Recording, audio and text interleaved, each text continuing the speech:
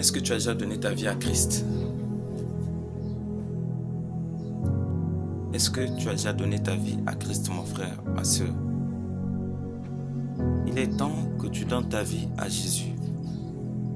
Tu as déjà passé le temps dans la distraction, dans beaucoup de choses qui ne t'ont amené non pas à la vie, mais qui t'ont juste distrait. Et ta vie n'a pas changé. On t'a connu dans l'alcoolisme, on t'a connu dans la prostitution, dans l'impudicité. Et tu n'as jamais changé. Frère, donne ta vie à Christ. Jésus, il a la vie à te donner. La Bible dit, crois au Seigneur Jésus-Christ et tu seras sauvé. Frère, il est écrit dans Jean 3, verset 16, que car Dieu a tant aimé le monde, qu'il a donné son Fils unique, afin que quiconque croit en lui ne périsse point, mais qu'il ait la vie éternelle. Frère, Jésus n'est pas venu dans le monde pour te condamner, pour tes péchés, parce que tu es prostitué, parce que tu es alcoolique, je ne sais pas, tu es buveur. Non, il te condamne pas. Ton péché, Dieu ne tient pas compte de ça. Dieu ne te hait pas. Non. Dieu hait le péché qui est en toi. Mais il a besoin que ton âme soit sauvée. Tu as besoin de Jésus, tu as besoin de Dieu. Partout où tu es, je te dis, Dieu t'aime. Et il a manifesté son amour. Voilà pourquoi la Bible dit qu'il a donné son Fils. N'est-ce pas que le monde dit que quand on aime, on donne à cette personne qu'on aime. Voilà pourquoi Dieu, ayant aimé le monde que nous étions, dans nos péchés, malfaiteurs que nous étions, Dieu n'a pas tenu compte de cela, il n'a pas tenu compte de notre état, mais il a donné son Fils comme sacrifice. Et à cause de ce sacrifice, toi et moi, qui étions autrefois appelés pécheurs, il nous a donné la capacité, par sa grâce, de devenir aussi enfants de Dieu. Frère, laisse-moi te dire que la vie, elle est en Christ. Dieu nous a aimés. Et cet amour, la Bible dit dans 1 Jean 4, à partir du verset 9, que cet amour a été manifesté en ce que Dieu a donné son Fils Jésus-Christ comme sacrifice expiatoire de nos péchés. Et la Bible continue en disant que cet amour ne consiste non seulement pas parce que nous avons aimé Dieu, mais parce que lui, il nous a aimé le premier. Frère, Dieu t'a aimé depuis la création de ce monde. Dès le commencement, Dieu t'avait déjà aimé. Et il ne voudrait pas que toi tu puisses périr. Jésus t'aime et il voudrait que ton âme soit sauvée. Crois en lui. La Bible dit que crois au Seigneur Jésus-Christ, tu seras sauvé, toi et ta famille. Depuis le commencement, Adam et Ève avaient brisé l'alliance. Dieu a créé l'homme, il a créé les êtres vivants. Il voudrait qu'il y ait un système cohérent, que les gens vivent dans la paix. C'était ça le plan de Dieu. Dieu ne voulait pas que l'homme souffre. Dieu ne voulait pas que l'homme soit dans la misère. Non, il avait mis tout à la disposition de l'homme pour que l'homme vive aisément sa vie.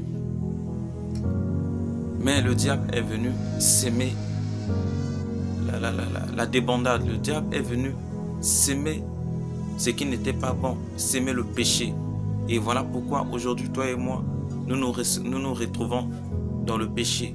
Nous nous retrouvons dans l'alcoolisme. Nous nous retrouvons dans la misère, dans tout le chaos que le monde se trouve. Pourquoi? Parce que dès le commencement, il y avait eu une sémence qui est venue pour détruire les plans de Dieu. Alors frère, toi et moi, Dieu a un plan pour nous. Vous savez, les gens ne savent plus et ne tiennent pas compte aussi que ce monde va passer. Le monde et sa convoitise va passer, selon la Bible.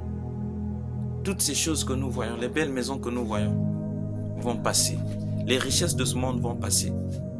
Mais il y a quelque chose d'éternel en toi, que tu ne tiens pas compte de cela. La plupart du temps, nous passons notre temps à prendre soin de ce qui est périssable, de ce qui va passer. Le corps que nous avons, nous nous soucions beaucoup plus de ses besoins. Tu te réveilles le matin, tu te dis qu'est-ce que je dois manger, qu'est-ce que je dois boire. Mais ton âme, tu ne te soucies pas de ton âme. Qu'en est-il de ton âme, mon frère? Qu'en est-il de ton âme, ma soeur? Est-ce que ton âme est en bonne santé? Est-ce que tu te soucies au moins de ce que sera ton âme demain? Est-ce que ton âme vivra ou il périra? Parce qu'il y a une géhenne. Il y a un jugement. Frère, répands-toi. Crois au Seigneur Jésus. Tu seras sauvé. Qui sait? Parfois c'est par toi que ta famille sera sauvée. Qui sait? Ton salut, parfois c'est le salut de ton père, c'est le salut de ta mère. Crois au Seigneur Jésus-Christ. Frère, toi qui écoutes ma voix en ce moment, ma soeur, toi qui écoutes ma voix en ce moment, je te dis, le Seigneur Jésus-Christ t'aime. Jésus voudrait que tu aies la vie. Toutes ces choses vont passer, mais il y a une chose qui est éternelle, c'est l'âme que Dieu a mis en toi.